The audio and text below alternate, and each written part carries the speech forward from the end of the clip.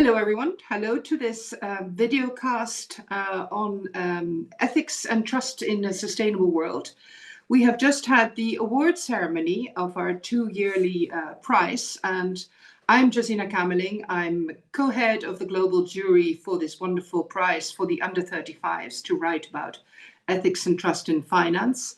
And with me today, I have one of the two second prize winners, ex aequo.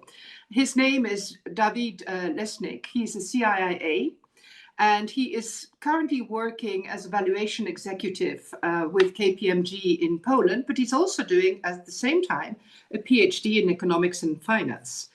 And he won his prize on unethical behavior of financial influencers. Very topical. We know regulators around the world are waking up to it. We saw people like Kim Kardashian touting cryptocurrencies, which interested me very much, I have to say. So we know TikTok is awash with ideas, YouTube, you name it, we see it everywhere. Regulators are also using their own influencers to counteract the movement. And that, again, is quite interesting. So I'll be digging a little bit with you on both, looking at the finfluencers and what lessons we can learn, but also looking at the regulators and what advice you might be giving them. But first of all, Dawid, what motivated you to write this? Well, Josina, thank you again for the opportunity to talk to you. It's truly a great pleasure for me. And well, I am a licensed investment advisor in Poland, and for a few years, I worked for a company that offered support, for example, analysis and recommendations to individual investors on the Warsaw Stock Exchange. And this company was not technically licensed to provide investment recommendations,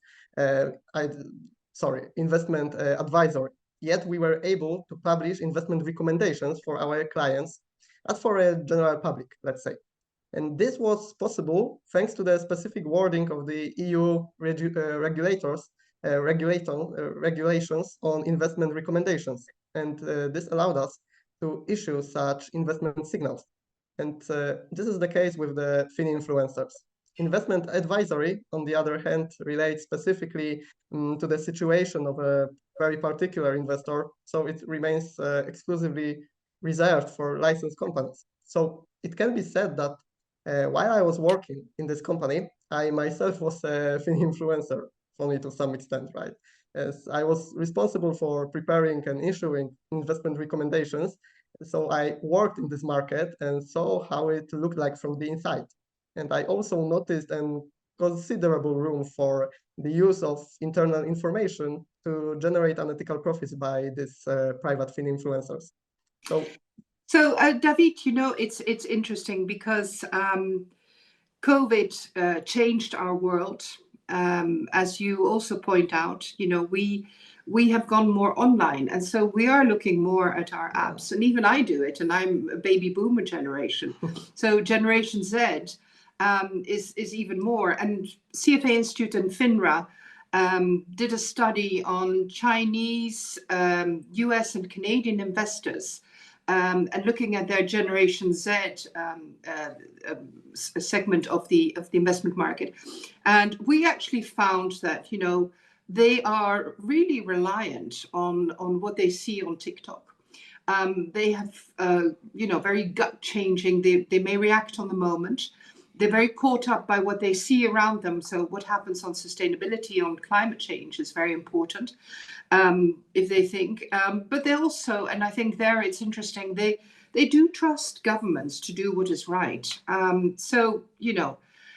Challenge for governments and regulators to keep up to date with all that is happening.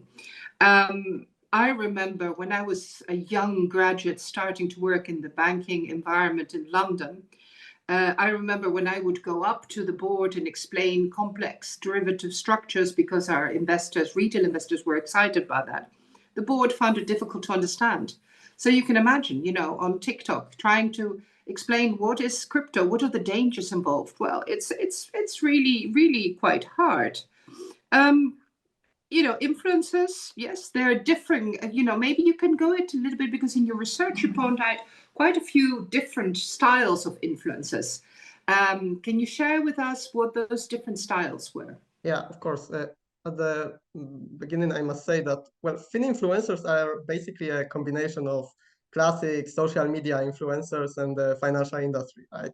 So they do not persuade people into buying clothes or cosmetics, but recommend specific investments, right? So they comment on the situation of the financial market and answer investors' questions, like the questions about derivatives. So there are basically a few types of those influencers, but mainly the influencers that I researched were the people, the experts that tried to give their followers some kind of investment signals, right? So which shares to buy, right? What to do right now, how to allocate your capital. So I might say this is the one type of those thin influencers, right? So the other type are the more general type. So people who are just commenting on the current market issues and so on. I think, there are differences, and also differences geographically, I would say, but the world is becoming more and more global. And that is the challenge for regulators, is that they can regulate in their own country.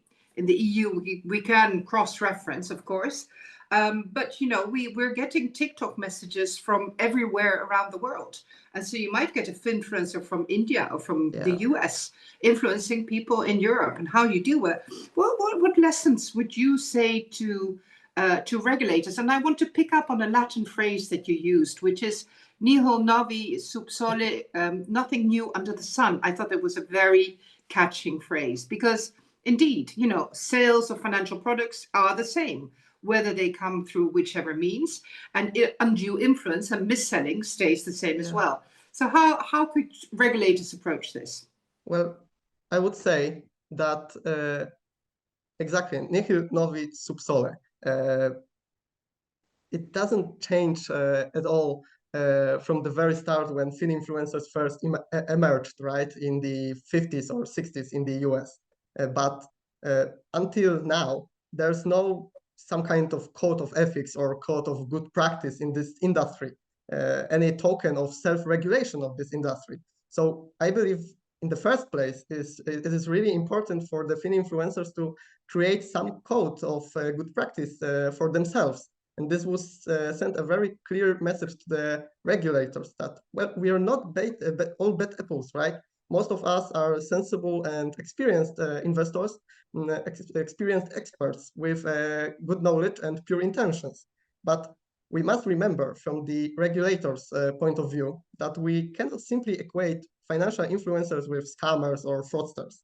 Because, well, as I said, many of them are sensible and experienced investors, even though they don't have any relevant financial qualifications. So therefore, I think we should supervise influencers, of course, but not overly limit their businesses, their activities. So maybe it is even worth considering for market regulators, as you pointed out, whether to cooperate with such experts in order to, educate our societies in the area of financial markets, because we all know that the financial and investment literacy among ordinary people is quite low at best, right? So why not use influencers to change the state of facts? So yeah, and I think you need to talk the language of those that are investing. I think that's a big lesson I've learned in my career. Is it's all very well explaining complex derivative products with all the pros and cons and big graphs, but we know the investor doesn't read it. They will look at the advisor and say, okay, in a nutshell, what is it? Yeah. And so the influencers is giving that in a nutshell. So I think you've raised a very important point. And at CFA Institute, we're also going to have a piece of research on this coming in the late, I would say, late end of this year, 2023, beginning of next year. And I'm sure we'll be discussing more with you. I've been very impressed with your essay, and I would encourage everyone who is watching this, get in contact with Dawid if you want to find out more. Read his essay. It's on the Observatoire's website. Dawid, thank you very much for this conversation. Thank you. Thank you very much.